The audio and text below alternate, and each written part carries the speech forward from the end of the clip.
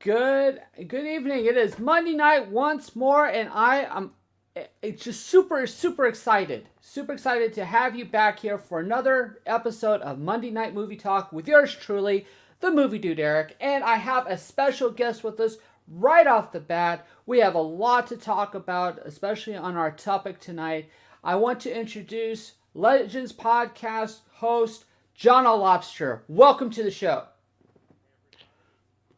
Hey everybody, happy Monday. And so this episode we're going to be talking about I don't want to say it's a war, but definitely a transition between the normal usual platforms for media, specifically in film, to the streaming services, and kind of both the positives and the negatives that are coming along with that, and kind of what we see as being potentially the next step when it comes to media and kind of what to be looking forward to.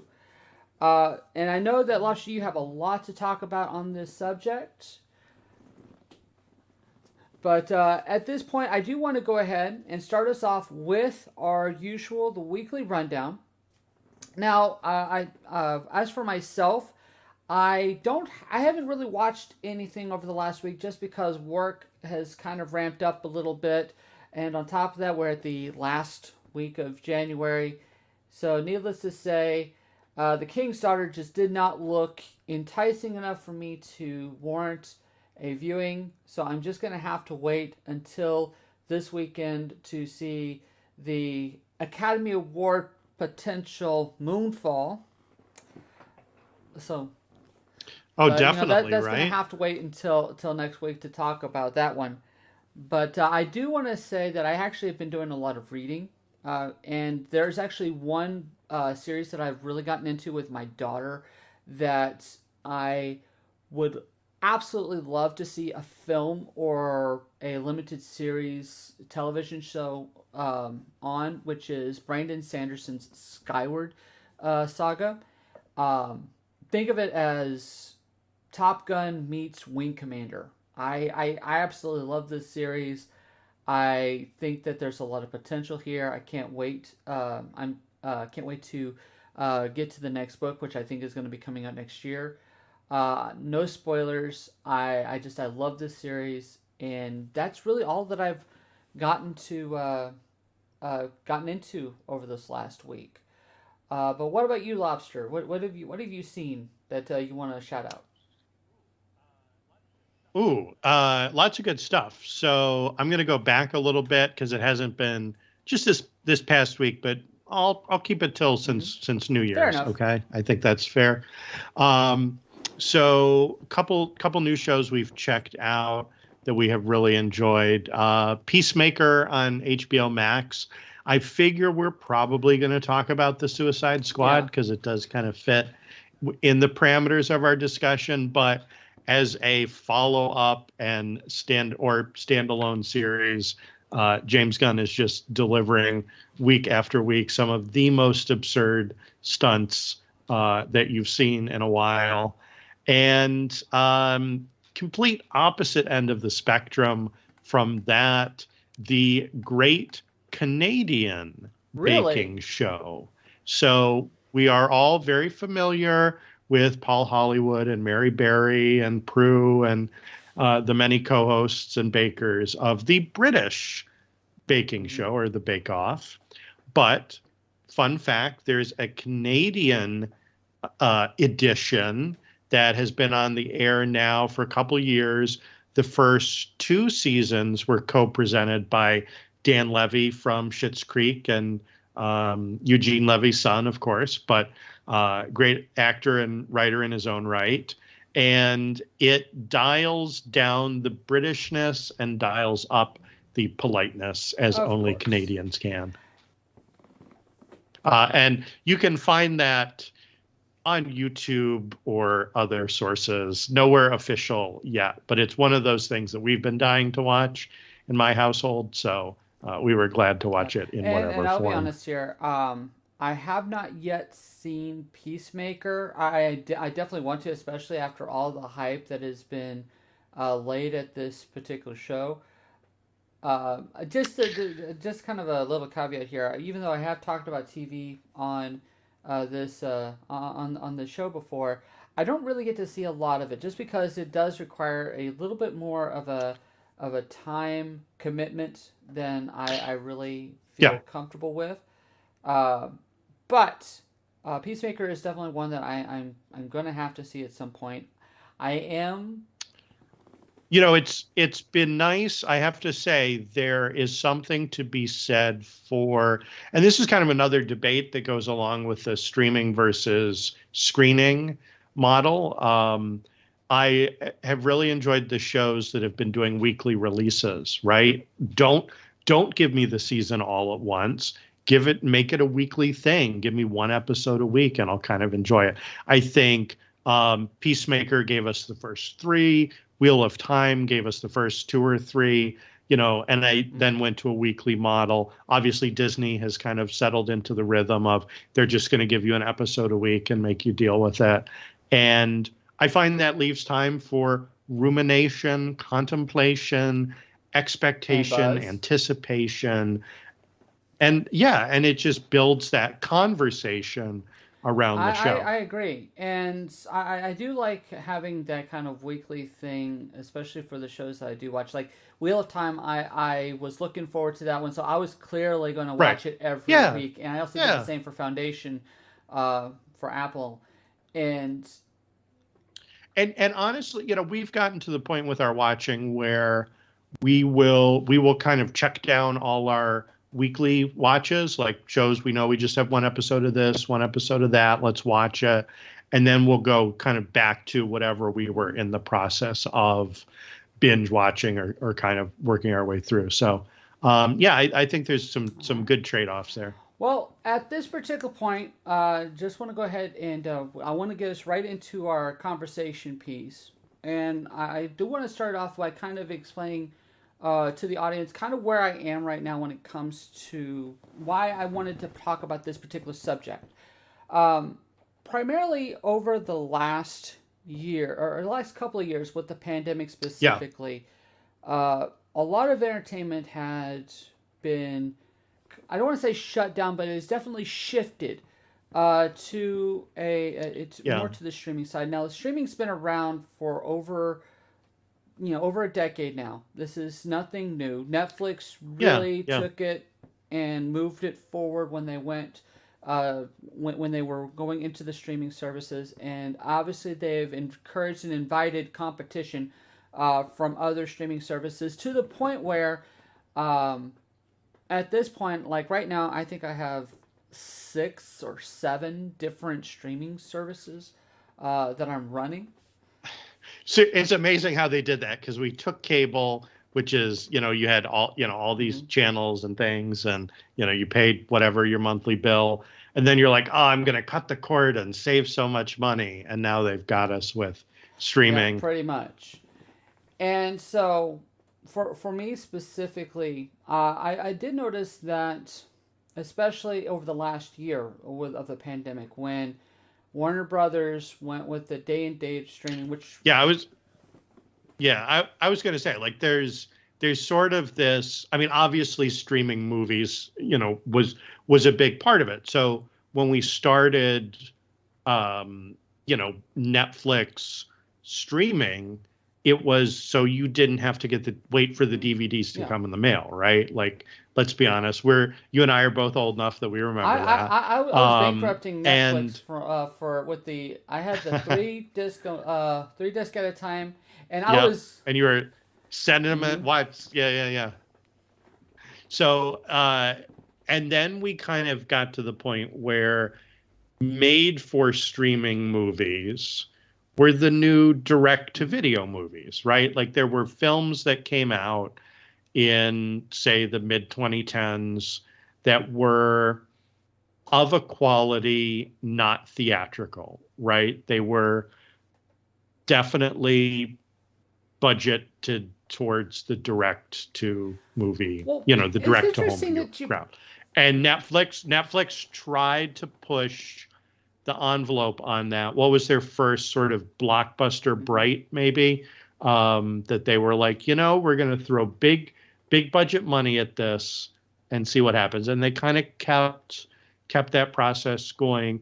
And then what happened is they started buying up indie films, right? So streaming realized that there are these film festivals and these auteurs making these movies, and they have the cash to burn. So why not purchase them and make them a streaming exclusive, right? Well, it's interesting that you bring it up because I actually went back to my old top 10 list. I was kind of curating, kind of looking at what my tastes were over the years. Yeah, when did your first streaming only movie hit your top 10? The first one was Beast of No Nation, the first Netflix. Yeah, okay, yeah, that's a good. Netflix, yep. Yeah, that was the first Oscar contender, right? Netflix movie, original movie. Right. And I remember I went back to my old review of it. In fact, we did it for Art House Legends. We did it on Legends. Yes. On Art House Legends, right? And back in the day. I remember saying specifically that if this is the quality that Netflix was going to go with, that this is only going to be a good thing. Right. Sure. We're going on like 7 or 8 years now. Yeah. My opinion has slightly altered just a little bit when it comes to Netflix. Yeah. I would say, it's interesting because I think we're at that tipping point now, and this is why the conversation I think is relevant. Two reasons. I don't want to jump the gun because you're the host, but when I agreed to talk to you about this, I could see two logical reasons why to talk about it now. So one, we're entering another awards cycle, and we're entering an awards cycle that is going to be dominated by a lot of these films that were primarily streaming releases. Of course, they would have had theatrical releases to qualify, but I think even that's gotten a little hazy, right? They've been pretty lenient on that. And the other part is now we're sort of on the back end. When Warner Brothers released Wonder Woman 1984, as they said, we're going streaming. This is going to go day and date on streaming. And then they followed up by doing their entire 2021 movie slate, right? That was the great experiment to see, could they do that? How would it affect their theatrical haul versus their subscriber count versus what it costs them to pay off all of those directors and writers and actors who threatened to sue them for breach of contract? And obviously we could talk about Scarlett Johansson and Black Widow and that model as well. But now we're kind of we're at the back end of that, where we can say, well, did it work? There's actually, I'm glad that you brought that up because there was one thing that was a ramification for me, or I was pontificating this when I was wanting to talk about this. There's two things that really made me think about this in a little bit more with a little bit more nuance. The first thing I want to bring up is what I noticed about the Oscar contenders here for that we were seeing, and that we had a lot of them that were with these streaming services. Part of it is because of the rules differences that they made from last year in order to have more competition, but also to have an Oscars, absolutely. Right. Yeah. But at the same time, I also noticed something also kind of interesting and unique, which was the fact that because Hollywood studios for the last 5 years, almost 10, between 5 and 10 years, Hollywood studios have either gotten into this go big or very small type of thing. It's either $300 million budgets or $5 million budgets. As pretty much, it's either or. You can't have a mid-size level film. Yeah, the $30 million movie doesn't really seem to exist outside of the streaming a whole lot. And that's where, and I found myself interested in where I was really thinking about this. I was specifically thinking about it when I saw Power of the Dog, which was a smaller budget film. Right. It wasn't like a $30 million budget. But the thing that really made me think of was the fact that if it weren't for the fact that Netflix, Amazon, Hulu, they're all trying to get an Oscar. This is kind of it's the space race for the streaming services. Which one is going to get that Oscar first? And Who so, gets and the if Oscar it weren't first? for the fact that these streaming sites, and lo and behold, Apple TV is going to be involved in this pretty soon if they're not already. You're going to see. I have no doubt in my mind that other streaming services are going to jump in on this too, because again, there's a legitimacy with having that Oscar. In fact, if you want to think of it, the Academy Awards was designed specifically to give prestige and legitimacy to the film community, to film as an art form. Right. Because Yeah. up to that particular point, it was considered to be just an entertainment. Lowbrow. It was lowbrow. And right? so this was an opportunity. Awards for any other purposes, and I brought this up when I talked about kind of why the Oscars matter, is because it does give legitimacy to film as an art form. But I found myself very fascinated by this in the sense that if it weren't for these streaming services doing that, we would have nothing but these super mega budget epic films, these kind of like made for IMAX theater films. Yeah.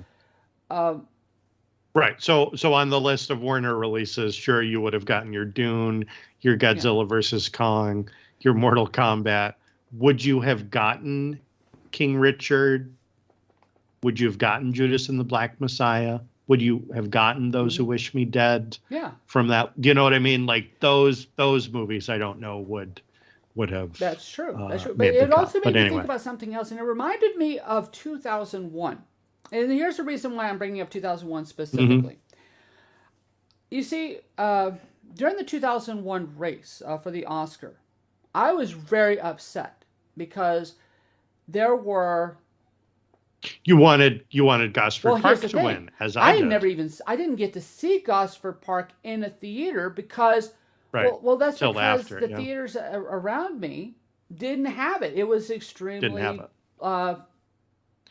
It wasn't. I don't think it was in wide release until after the ceremony, right? Or after the. By that it was in February. In a small town of Lubbock, Texas, there was only 2 theaters, and one of them maybe played. They're not going to have Gosford an art Park film now and then. Very rarely, but sometimes it did play an art film. But I had to go and get a torrent version of the Oscar-nominated films because I wanted to see all the Oscar-nominated films before the ceremony. This is something that was very important to me. So I had to torrent Gosford Park. Very bad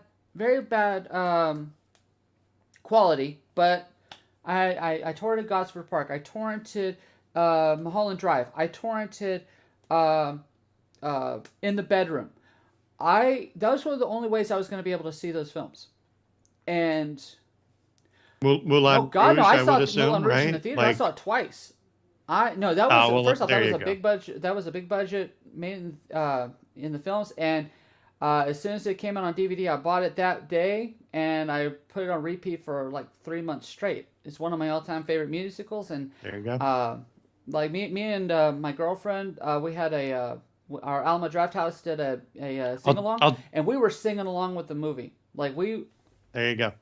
I'll take a self-indulgent, self-promotion break here and say that you can check out the most recent episode of Legends Podcast, which covers Gosford. That's a little Freudian slip there because I have a Gosford Park thing to talk about too, which covers Moulin Rouge. So you can check that out. It was funny when we went to the sing along for Moulin Rouge. Was that it was a packed theater, but the thing was, me and my girlfriend were like one of the very few that were like singing to all the songs, and we were like even doing the duets and stuff. One Fine Day. I sang the guy the guy role. My girlfriend was singing we were actually doing the whole thing, and the people right next to us were just having a blast listening to us sing along to this movie. Because we just knew the role, we knew the musical so much. Yeah. So streaming. And so I guess kind of going back to the torrent thing. The thing is that I would have killed to be able to see the Oscar films in a streaming service if I didn't have. First off, I'm a theater guy. I want to go to the theater any chance I get. I prefer a theater experience more than I would a a streaming service. If with all the streaming services I have, another thing that I am dedicated to is I have an AMC A List account. I have an Alamo Drafthouse rewards account that I use regularly in order to see films in the theater, even films that I have on Blu-ray, or in this case, I also have on 4K. Mm-hmm. I want that theatrical experience. I think it's more important because it's something communal in that sense. But oh yeah, not everyone has the ability to see the films that I do, especially because I'm in a large city. There are theaters that are going to have that out there. Yeah. A film that. And you're also talking about accessibility versus sort of like the decision to put a lot of these films on streaming in 2021 was governed in part by the fact that not all the movie theaters were even open yet. So when Warner Brothers made that call early on. So again, I think there's lots of things that have prompted the current trends, but I think those trends were happening either way, right? We have these content delivery services which are hungry for content. There's that sort of like, well, we got to feed the beast, right? So our subscribers expect new good things. We need to deliver to them new good things. And, Warner Brothers, in particular, had gone through a big corporate shakeup in their leadership. And the new leadership saw the value of streaming more than they saw the value of cinema, right? And that led to that sort of watershed moment of, we're going to just put all our movies on streaming day and date. So again, like you said, I think it's important to maybe for this discussion set our personal preferences aside and look at the logistical value and the content, the value of the content. Absolutely. Right? Like, okay, whether it's being released in the movie theater or it's being released on a streaming service, is it good? And I think that's another thing that I find very fascinating, and in a way I'm a little disturbed when it comes to when it comes to the streaming services. The fact that we now have a whole that because they're feeding the beast, and it's all algorithm based, right? Because and part of that is the fact that you pay a monthly subscription and you have access to all these films. Now, in a perfect world, what that allows you is it allows you to see things that might challenge your taste a little bit, which I think is always a good thing, to have that ability to step outside of your purview, the films that you would normally be able to see. Right. And that's a good, that's a good argument, because you go out and buy a movie ticket, you get there, you get the popcorn, the whole deal, and you sit down, you watch the first 15 minutes, you go, this sucks. What was I thinking? This is horrible. Or God forbid it's a date, right? And it's, you're going to be miserable for the next 2 hours. Or you walk out and then you've, wasted that money. But streaming, it's a little, it's maybe for the risk averse, right? Because you can start it, you can check it out, 15 minutes in, it's not grabbing you. Again, that's the perfect world scenario when it comes to this. And the thing is, the algorithms and how people's viewing habits have changed. Yeah. So you're talking about like the fact that it shows you what you want to see, and the movies that that bubble to the top and are recommended to you are the ones that the bots think you'll like. The thing is what my problem right now when it comes to streaming and the thing that I think needs to be addressed really quickly, because I think we're especially after what we're hearing about Netflix and their financial troubles, and I have a strange feeling that we're going to start seeing that all the other streaming services have the same problem as well. But it's curation. The fact that they're throwing everything, they're putting all this money in all these different things, and the thing is, 90% of the stuff that we have in these streaming services are terrible. They are only there to fill time, to keep eyeballs on. And the thing is that there's no real sense of making sure that what they're putting out there is quality. Um, Yeah, I see what you're saying. But that's always been the case in the video store. Like every video store, there's sort of like, how many of those titles are good. There's always a lot of filler, right? I remember walking through the video store, and again, yes, I'm old enough to remember doing that. And you would get to the movie that you wanted, which they had 20 copies of, and they were all rented. So you kind of look around and you pick something maybe with the same vibe, but not the same publicity, production, or quality, and you take that instead, right? Argue on that one. And the reason why I'm going to argue on that one is this: is that even like talking about the video store, right? Yeah, there's some. Oh, don't get me wrong. It was a great place, and that was a great experience. There's still a bit of a curation in the video store, whereas with streaming it doesn't. And here's what I'm talking about. It costs money to make videotapes.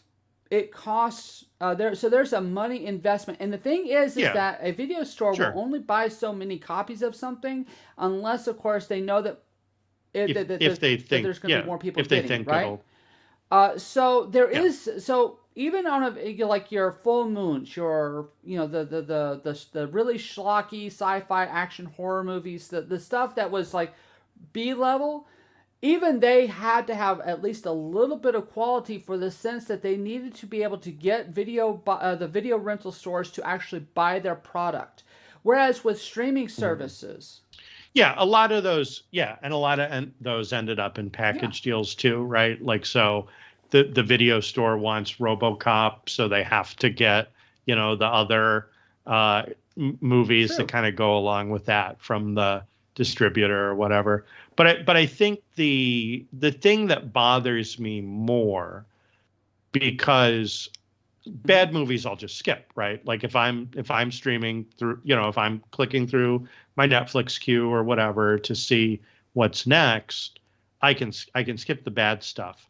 What bothers me, maybe even more than that, is if you're paying for all these streaming services, there should be like, where's the classic stuff? Like where's the old stuff that I want to watch? Right. And that's, or, at least HBO Max has the TCM, like Turner Classic. They have some classics, thank God. But they're not, on Netflix, on Amazon, on Hulu. Where are they? Right. That's maybe I was excited that, and we haven't even mentioned the fact that, by the way, Amazon bought MGM while all of this was going on, right? One of the big studios, outright up and up bought it, presumably so they could make James Bond movies, but also so they could tap into some of that back catalog. So another disappointment for me is not necessarily the fact that there's crap, because there's always crap. It's that now it's hard to find the good stuff. That if anything, if streaming should have brought us anything, it should be easier access to those classic movies. I agree completely. The thing is, because there's so much filler, whereas before, like you were saying, to get your RoboCop, you needed to have all these other ones. But the thing is, there's still going to be more RoboCop than there was all the filler stuff. That was just basically just meant to be there for people who couldn't get RoboCop. But now it's really hard to find good quality stuff. And like there were several movies that I totally missed out on, primarily because it was all filtered in with all of this junk that was also there as well. And I don't have time for junk. I mean, I don't have time for all the shows I really want to see.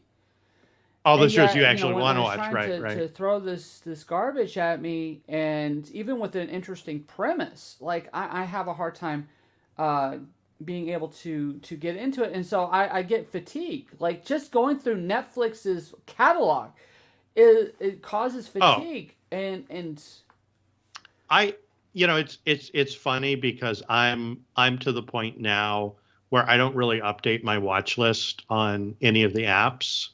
I write a physical list of movies that I want to see, and then I'll just check to see where they're living. If they're if they're, you know what I mean? Like I'll watch. So I do a podcast called Legends Podcast. It's available through the Gonna Geek Network on iTunes and all your favorite platforms.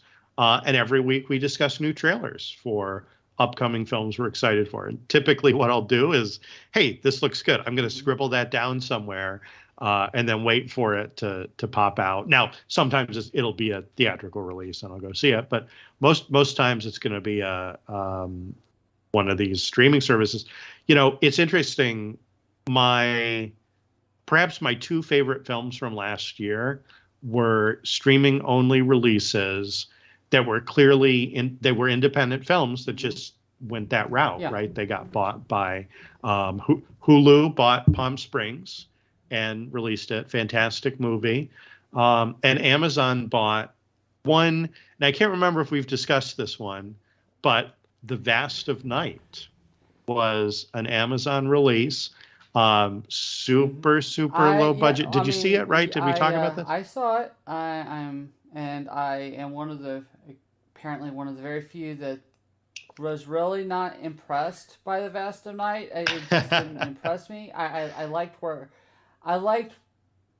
it was trying to do. It just didn't do what I think it was trying to do.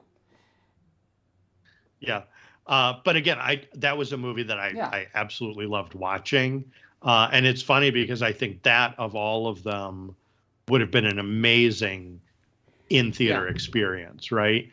Maybe not for everybody, but if I had seen that. They did a drive-in circuit of The Vast of Night. I thought that would have been fantastic. But anyway, to bring it back into this sort of like where are they now, right? So here we are. It is January 31st, 2022. So we're now a full year and a month or so from the Warner Brothers plan. What they did, they said they're not doing that again this year. They lost a hell of a lot of money and Christopher Nolan. Whoopsie. Right? Like, and that's the thing too, because it was this fine line of you got to please the talent versus you got to please the shareholders versus you got to please the new management versus you got to please the audience in the way that we're going to watch them. So, yeah, I mean, it's sort of like, did it pay off? Did it not pay off? I think a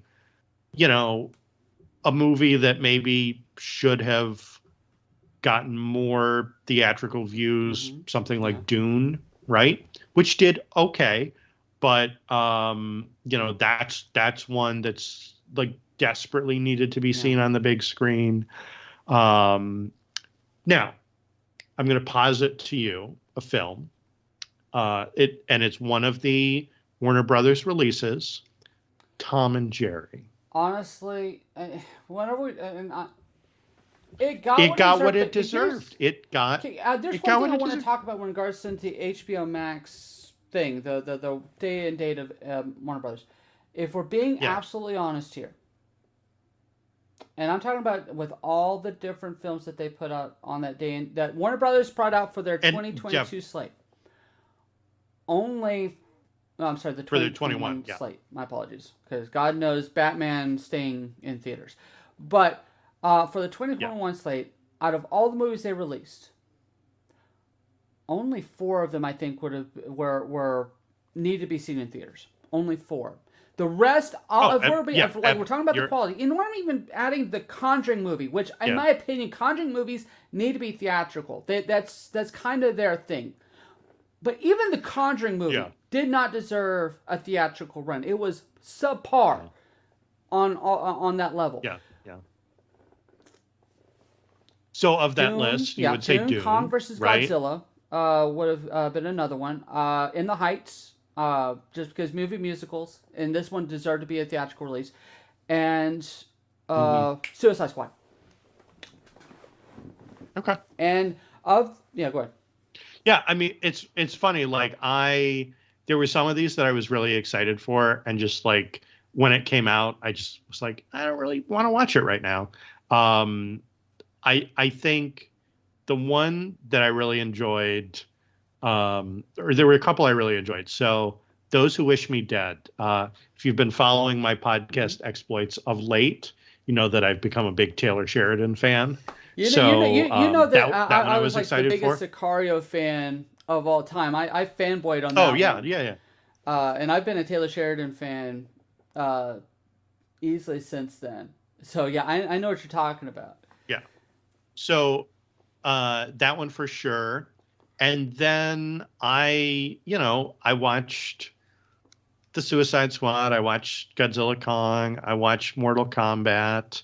In the Heights was nice, but I kind of skipped the rest of them, right? Like either the weekend it came out, and remember, Yeah. they put it on for a month, right? Of course, now they're all back on anyway. So it's like, you could have waited another 3 months and it came back on the service. But, um, I think that they did what they needed to do. Disney obviously took a different tack, right? So some movies they put out, some had that sort of premium purchase price, right? So you could watch Black Widow and was it Can we agree? Yeah, it Mulan? was Mulan. It was And Raya and the Last Dragon. yeah, and you get Yeah, it's was 30. it $30, right? It's 30 extra bucks. And that was sort of their tactic for sort of giving the people what they wanted, but also making more money from them. So they took their own tack. Now, we're definitely with Netflix. We kind of have to put them in a different category because although some Netflix films get theatrical releases, they all end up on Netflix, right? So sometimes they'll have a theatrical preview. Sometimes they'll have, a very limited run, but they're made by the streaming service for the streaming service. Netflix is, in my opinion, Netflix is seeking legitimacy beyond all the other streaming services. Yeah. And they're also like you said, they're buying films. We talked about right before we recorded. We were talking about an example, which was one of your top movies of the year, a film called The Mitchells versus the Machines, which was originally Sony Pictures Animation. Was from the team that did Into the Spider-Verse, my favorite movie from 2018. And the, this was going to be called Connected. And then it kind of went through some phases. And then I can't remember, was it before the pandemic that they bought it, or was it during? And they canceled the release. Yeah. So they ended up buying that and putting it out. And, I think that's fine. Obviously, films are, studios are in business to make money. And if they see that they're going to get more money for a movie, I guess maybe a movie that's already made to get their money back by selling it to a streaming service, that's fine. But again, I think when we're really talking about this theatrical release versus streaming, you can kind of like the Warner Brothers thing is the perfect example because they tried to have it both ways. They literally said you can watch it on streaming if you're a subscriber. You can go to the theater if you're not, or you still want to go. Going back to Mitchells and the Machine, something I didn't bring up when we talked about it, and something that I'm going to be honest here, I'm still a little upset with Netflix about this. Is they didn't advertise it. Yeah, they didn't advertise. Nobody knew it happened. Need to. I mean, and it goes with almost every one of Netflix's shows, Netflix's movies. They'll advertise their shows. They'll get, they'll spring that money when it comes to like Mindhunter and Stranger Things and stuff like that. They'll put the money out for that. But the movies, it's quiet. I think the exception is Army of the Dead, which God knows they could have easily let that one sink. But the thing is specifically. And I just wish that Sony Animation would have just held on for just another year, because let's be honest here, I can tell you right now, I feel confident saying this. It could have easily been this sleeper summer hit in the theater. It could have done Free Guy money easily, and get that word of mouth, and it would have been able to rake in the cash. It could have raked in the cash if it would just, if it had just held on and just got a theatrical run. This was not. They had something beautiful in their hands, something that did not deserve to be put in there with the likes of these other poorly animated or poorly received. To be sullied by the people that Pretty brought us much, Emily in pretty Paris, much. right? Is what you're saying? But the thing is that, but that's not the only film that this is running into. And the thing is that we need to find a new way to curate films in the streaming time. I feel like another thing that with film critics specifically, one of the reasons why film critics were important to film as an art form was that it was able to kind of say, okay, or I don't want to say that they weren't giving quality grades. What it was raising up the awareness of films that didn't get an opportunity to truly shine. And the problem with the streaming service is that there's so many films out there, and the critics are only picking the kind of the more visible ones. And I feel like what we need a new style of critic. Yeah. We need a new style of hype for streaming to go through there and to really pull out and say, look, no, this deserves to be, given some attention as a genuine. What's your opinion on Samba and sort of the sort of Nielsenification of, trying to come up with a methodology for metrics on streaming views? Because I think that's sort of like one of the things. There isn't sort of the box office mojo for streaming movies. So you kind of can't see like, a good indication of, is a film getting traction, is the like per theater average, right? Like a film that only released in 2 or 3 theaters, yet their per screen average is really high. You're like, oh, there's demand for that. So if there were a reliable way to see like, oh, this is getting a lot of views, maybe that's worth checking out. I think anything to kind of curate, any kind of curation, whether it be popularity or critical. Yeah, and I think word of mouth is kind of the other thing. Like, where did Squid Game bringing come up from? Something I wanted to right, like, to touch upon. Yeah, and that's there's this sort of like, it always feels to me, whenever Netflix has a mega hit, they didn't expect it, they weren't prepared for it, and it wasn't what they were like. It wasn't a hit because they spent money on promoting it. It's Tiger King, it's the soundtrack for The Witcher. Where was that? Like, The Witcher came out the end of 2019, early 2020, right? And we were like, toss a coin to your Witcher, buy the MP3, can't buy the MP3. Like, they just didn't see that coming. And I think there's this sort of like mentality of all that, like, I mean, Squid Game became the biggest thing that they'd done, right? Like, bar none. And you can't tell me that they saw that coming. And the thing is that one thing that I will grant Netflix, and that I think that Netflix needs to really appreciate, and I think that if they could understand what works and try to get out of I don't want to say get out of the algorithm of the game, because obviously they have to go with the algorithms, but at least kind of narrow it down and focus their attention on developing the stuff that really works with their audiences, right?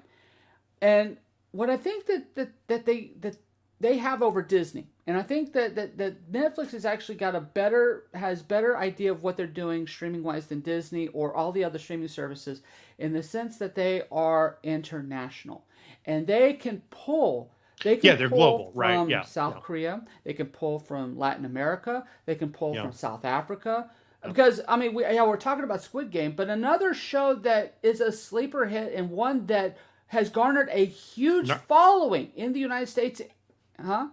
Narcos, Narcos is more kind of Narcos. a high end, like that's one of those critical darling type shows. But the one I'm talking about is Money Okay, Heist. Money Yeah, Money Heist. Heist. Let's be I honest here. This thing is insane. And yeah, even with the critics, most critics really rarely even talk about Money Heist. And the thing is, yeah, this I've thing kind of is ignored it. Yeah, good. It's got good quality. And on top of that, it just comes out of nowhere. And the thing is that without curation, without and Netflix really need to do better on curating their films and quantifying, because again they're so interested in keeping eyes that they just don't yeah. I allow for uh, something to say, okay, this is good, this is bad. I there's mean, they well, there's very much the sense that it's really easy to get a first mhm. season of something on Netflix. It becomes increasingly difficult to get multiple seasons. Some of my favorite shows have gotten canceled pretty quickly. Santa Clarita Diet, I'm Mhm. still sore about, right? So I think there's also this thing of like they they are quick to pick, they're quick to do the deal, but they're also quick with Yeah. the axe, right? Um, and then it becomes kind of this game of, did I not watch? Like, is it Mhm. my fault I didn't watch it quick enough, or I didn't play it or See, recommend it that's what enough? scares me with. Um, Yeah. should we feel personally guilty that my favorite shows didn't And survive? I'm sorry, go ahead. I'm Um, sorry. you know, it, and I've honestly been on the verge of canceling certain streaming services after a show Hmm. cancellation that stung.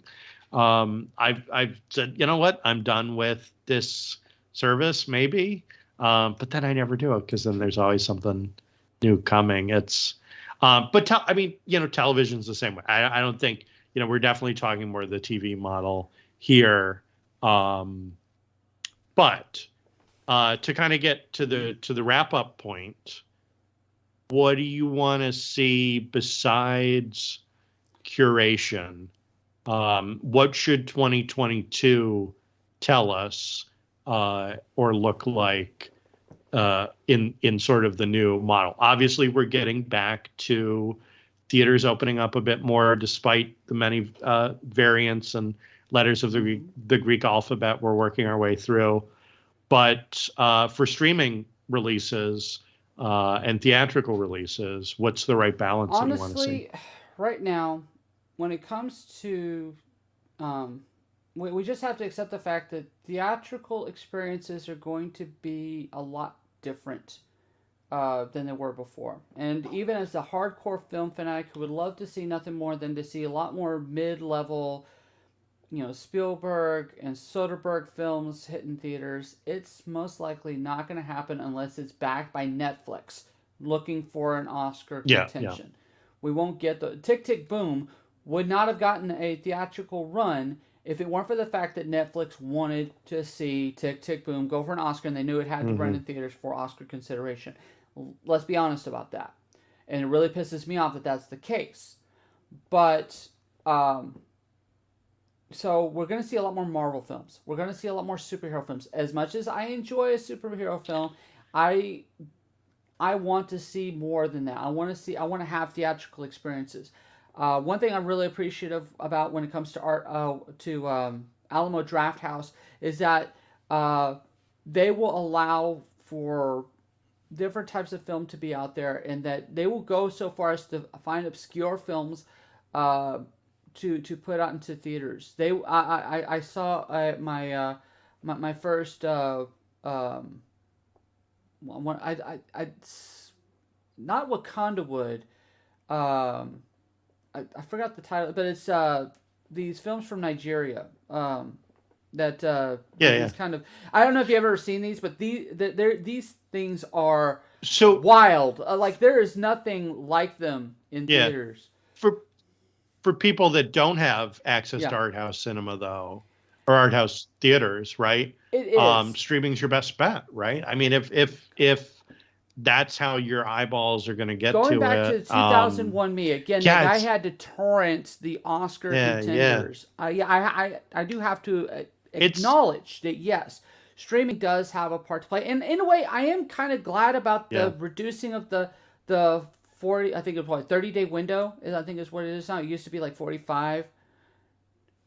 Yeah, I mean, and that's another angle we didn't really talk about, but sort of shortening the time to home release a bit has been nice, especially as films got pushed back and back to then be like, okay, well, it'll run in theaters, and then I'll get to watch it soon enough. And I'll finish up on this, and then then please have the last word. But what I would love to see happen when it comes to theaters and streaming, kind of synergy, is for studios to allow the theatrical experience to be kind of the test run, kind of a feeler, so to say, when it comes to what people respond to. Because if they're willing to shell money out to go see this particular film, if they're willing to pay for the ticket and the popcorn and go for the night out, right? Then what they can do is kind of like with the home video model that they had back in the day, where say, okay, Born Identity, people went and saw this, or or we got some data on how that theatrical run. How can we market this for streaming? Netflix could easily use that in order to market. Let's just say, for the sake of argument, Mitchells versus Machines. Let's say, for the sake of argument, that Netflix put it in theaters first, right? Put it in theaters, advertised a little bit for it. I know that's heresy when it comes to Netflix, but they do a little bit of advertising, and of course it becomes a sleeper hit in theaters. All right. First off, Netflix is going to be happy about that to begin with, because that's money in their pocket right off the bat, on top of what they're going to be getting off the streaming. But now they can do what Disney does when it comes to when the Marvel films hit streaming. Now they can make it a big deal. Like, look, it is now on Netflix. Now you can see it in your theaters, or see it in your home theater. And so what they did is first off, they built up the anticipation in the theatrical experience. They got that hype and excitement for the theatrical experience. Now that they had the 30 days in the theater and they got that hype built, boom, it's now on Netflix. And all of a sudden, now you have a second wind, a second boost of energy and excitement going into Netflix, and people are going to want to go see this at that particular point. And you can even put it into the TV shows. You know, kind of like how we were talking about with Wheel of Time and like putting out 3 episodes of the first thing. Imagine you put in 2 episodes into a 2-hour block, right, of a really good show that you know has got some grounding, right? Something that you know is going to get there. You put it in theaters. Now all of a sudden, people have seen it, and now you have some hype. And of course, you know, you built that hype, you built that excitement, and you say, okay, in 3 weeks, the rest of the show is going to be available to you, and you just build it. Just build that excitement. And I'll tell you this right now, like Marvel TV shows, they could do this, and you know it would work. You know, I mean, just imagine if you had the first 2 episodes of Captain and the Winter Soldier. Give them those 2 episodes. And say, okay, in 2 weeks or 3 weeks. Just not the first 2 episodes. Okay, fair enough. Because that's not going to get even though I will say I do like sign up for. Yeah. Now, what you should do is if you release episode 5 of the Book of Boba Fett, then people will be like, who's this guy? Yeah. So I want to highlight so stylistically, you'll notice my background. So my favorite film from 2019, I think, I would say, Knives Out, right? Which was kind of that perfect movie that you've been talking about. It's that mid-tier, not a blockbuster, but not an indie film. Made by a guy who had directed a Star Wars, made with a pretty well-known cast, but also like not super high budget and flashy and things like that, which did killer at the box office, right? Killer, see, get it? Like did great at the box office. And who went ahead and bought the sequel for it, right? Because they're like, hey, this could be a series with Benoit Blanc and, solving these mysteries, sort of like Hercule Poirot that he's based on. And here we go. Netflix bought it, right? Netflix is going to release Knives Out 2 later this year, but they're also planning for a festival circuit with it, right? And I think that's going to kind of be the new trend, where just as these streaming studios are using the festival circuit to scout out content, I think they're also going to be employing it to build hype. I think that Knives Out 2 is going to run on the circuit a little bit before the streaming release happens, to do exactly what you were talking about. Look at our Oscar winner from last year. Nomadland. Yeah. Nomadland. That was on Hulu like that, right? And I think it was the weekend of the Oscars no, it hit Hulu or something like that. It felt like about 2 or 3 weeks before Oscars goes. Yeah, but that had run at all these limited runs and engagements and things kind of throughout the pandemic. But then it was Hulu release. Everybody got to see it. So I think we're in that point now of where it now becomes a strategy move.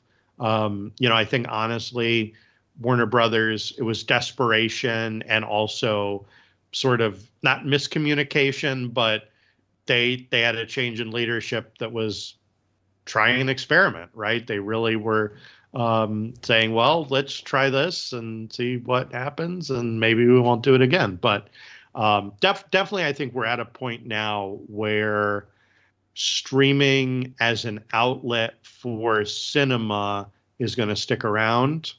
It's just a matter of finding the right balance at this point. And if I may end on a teaser, and on a bit of a bombshell, I am a podcaster by trade, thanks to you, right? You invited me as a co-founder of Art House Legends. Now, I know, almost 10 years ago. You realize this, right?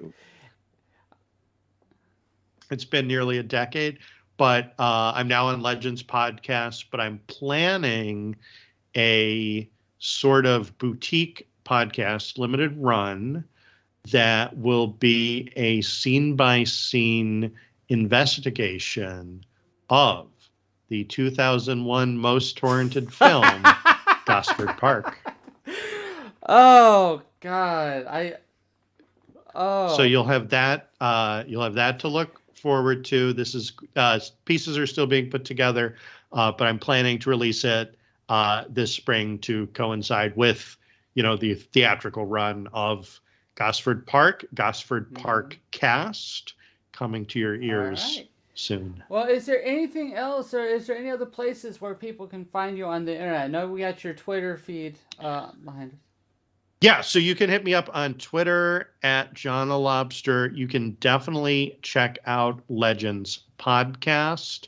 It's a little tough to find. We're actually mulling a name change because there are other podcasts that have Legends and Podcast in their title. The best way to find us is through gonnageek.com, through iTunes, through Libsyn. You can check us out. We do weekly movie reviews as well as news and things we're into that week. So it's a fun cast. It is not serious at all. Definitely for the casual movie fan. As for Monday Night Movie Talk, obviously you can find it on the Art House Legends YouTube channel. And you can also hit me up at the MovieDude Twitch stream. Like, share, subscribe. All the wonderful things that we're supposed to say on these particular types of shows. Clearly, my Twitter feed is down there at MovieDude_Eric. You can also hit me up under the Art House Legends Gmail account, arthouselegends@gmail.com. If you want to send a message, who knows? Maybe we'll read off your message on our next episode. Which I will just want to let you know, I do have a special guest who is going to join us, and we're going to be talking about some.